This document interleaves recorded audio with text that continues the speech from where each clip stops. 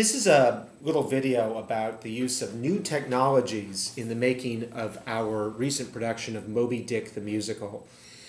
And technologies are becoming more and more a part of even live stage performance, and we wanted to be hip, so we're going to add these technologies. But it's a camp musical. It's about this high school that's really raunchy and out of control, and they put on this musical of Moby Dick. So we wanted the video to be as campy as the show. So if you see the show, you'll see that the video is very janky, and it's intentionally so. It's supposed to look like this over-enthusiastic high school video department threw together the clips at the last minute, and that was what we were after. So there are 4 video sequences I'm going to talk about. 3 that we actually ended up using, and 1 that we attempted to use, but it didn't work out with the traditional tech elements.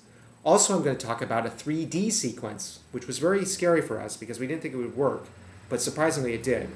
And finally, some old technologies, in other words, the old sort of chutzpah entertainment technologies that we employ, of course, and work in contrast lovingly with the video. And finally, we'll introduce our web advertising technologies. We had this video sequence where Ahab first realizes that he is obsessed with Moby Dick, who has bitten off his leg and his scrotum. And so what we wanted to do was add video to this song. So we went to the old movies that have been made of Moby Dick, and we pulled sequences that have the whale. They have the whale in it. And we also spliced them in with our own video of Esta. And we wanted it all to look really cheesy because it's supposed to be this cheesy high school musical. So we mixed with Hollywood footage of a big white whale this really cheesy scene of Esta drowning. And she's floating on top of water, which was actually a mural outside in our hall at Theatre Rhinoceros.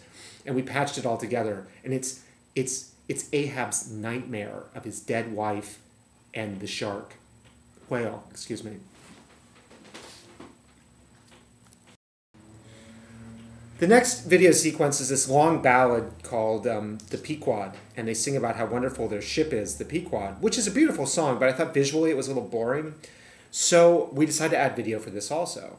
But the sequence was going to be camping, send-up of a video sequence. So it starts out with some pictures of the Pequod, this beautiful sailing ship.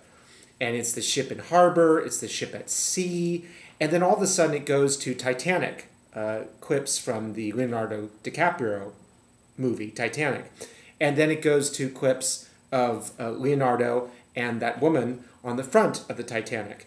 And then it goes to an Imperial Star Cruiser from the movie Star Wars. So the idea was like this high school video department got all excited and carried away with themselves, and they kind of lost all sense of period and time, and everything became anachronistic, and they used all their favorite clips from old movies.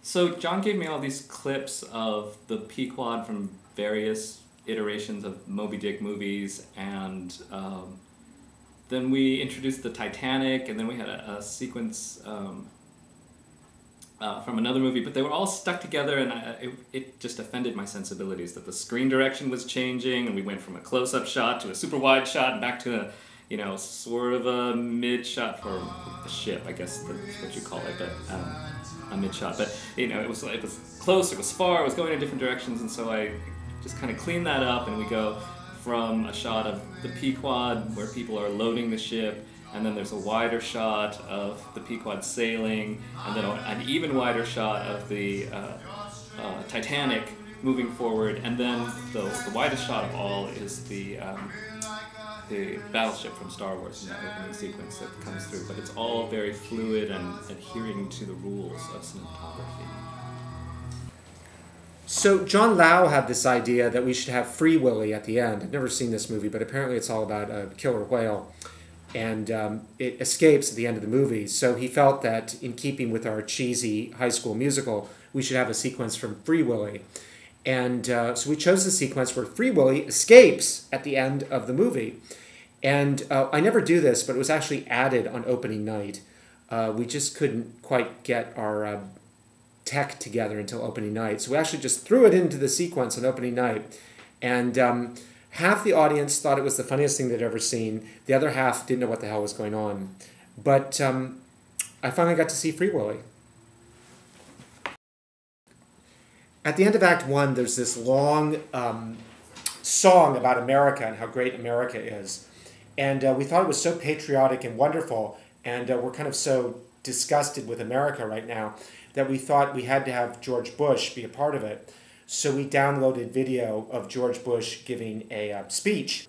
So what happened? I frantically told you at 6 o'clock to find some video. I think you actually provided the video. Or no, I did find it. I found it on archive.org. I believe it's under the Creative Commons license. A good resource for people looking for open source and public domain video. Oh, I thought it was stolen. Mm-mm. Oh, I wanted it's totally stolen. legitimate. I wanted to steal his image. Well, you can think that in your mind, but... And then it didn't work. Why not? Well, basically it came down to the lights being too bright. You couldn't really make out who it was.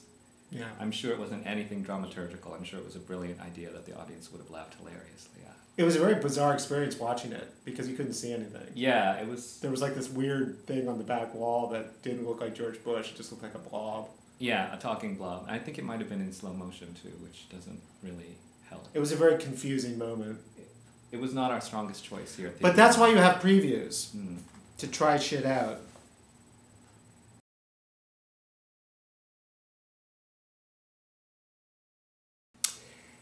The 3D sequence was very hard to capture. As you see, it's hard for the video to capture the 3D sequence.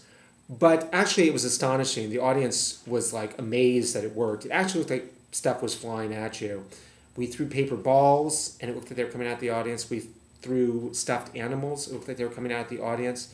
And then finally, Mike Finn ran at the lights. It looked like he was running at the audience. It was very exciting. Apparently, the first time we tried it, I was the only one in the house. We have such a small staff that when we do these shows, I'm the only person left over to actually watch them. So we were teching the sequence. I was the only person sitting in the house watching it. And I was the only person that had glasses on at the time. And everybody said that I was laughing like a child. I was so amazed that it worked. And you heard that every night from the audience, this like, no way, no way. This costs millions of dollars to do 3D. But it doesn't. And you could hear them, the excitement, as the balls were flying at their face.